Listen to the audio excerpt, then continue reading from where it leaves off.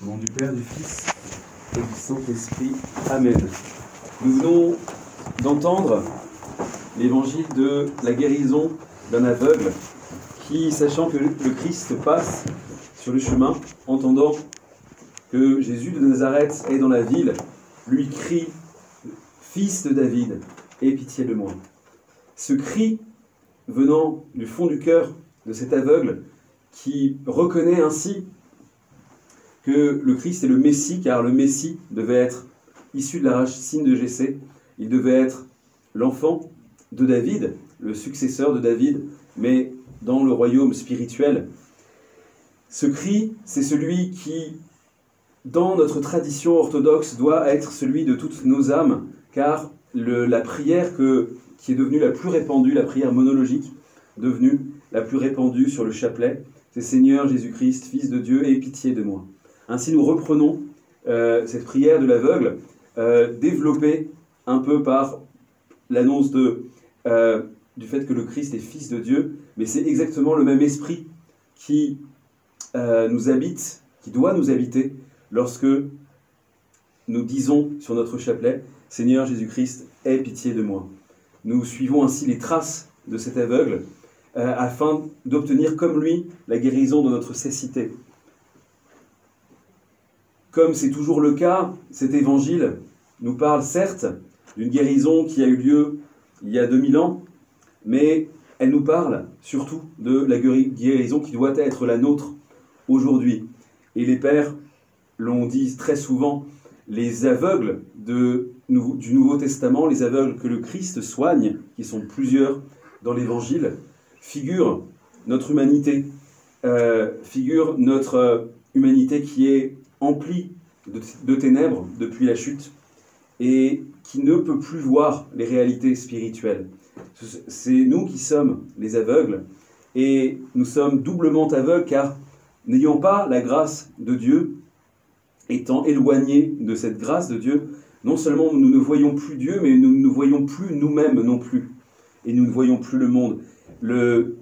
L'absence de cette grâce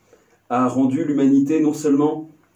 aveugle aux réalités spirituelles, mais de plus en plus, elle l'entraîne vers un aveuglement dans les réalités temporelles. Notre humanité déchue, moderne, actuelle par exemple, on voit bien que cette cécité maintenant prend des proportions absolument ahurissantes, puisque non seulement la plupart des modernes rejettent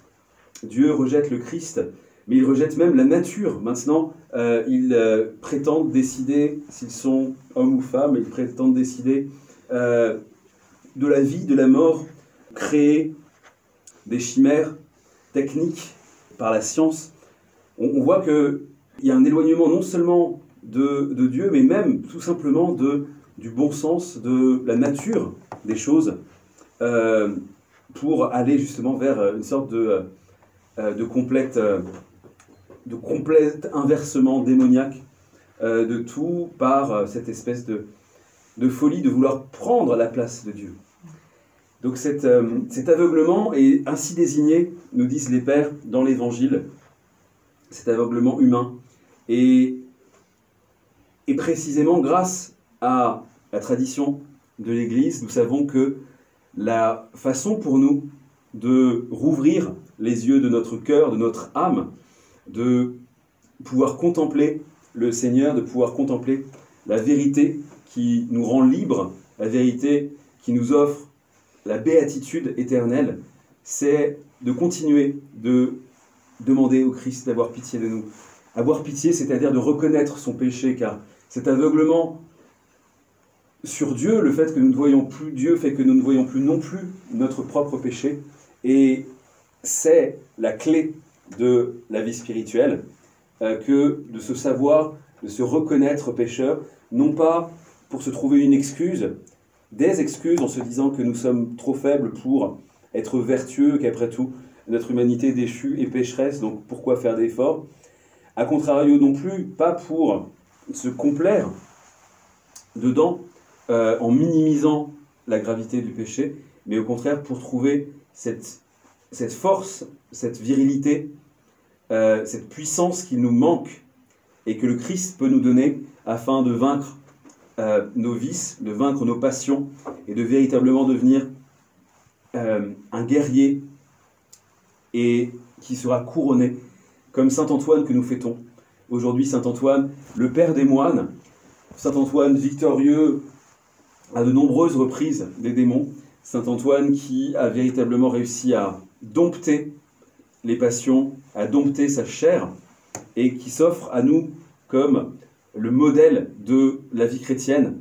Bien sûr que tout le monde ne peut pas être moine, nous sommes, nous avons un autre mode de vie, un mode de vie très différent. Nous avons des familles, nous vivons dans le monde, nous avons un travail, et pour autant, il faut bien comprendre que cette lutte contre les passions n'est pas réservée aux moines, et même si nous ne pouvons pas tout abandonner et aller dans le désert comme lui dans le sens littéral, notre appel en tant que chrétien, c'est celui de la sainteté, c'est-à-dire se détourner de toutes les choses matérielles comme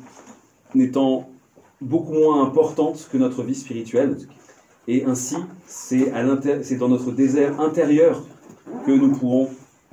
rencontrer le Christ et continuer justement de nous rapprocher de lui, ainsi que nous allons le faire grâce à l'Eucharistie en ce dimanche. Et puis cette communion au corps et au sang du Christ se prolonger tous les jours de notre vie et durer jusque dans le royaume, au nom du Père, du Fils et du Saint-Esprit.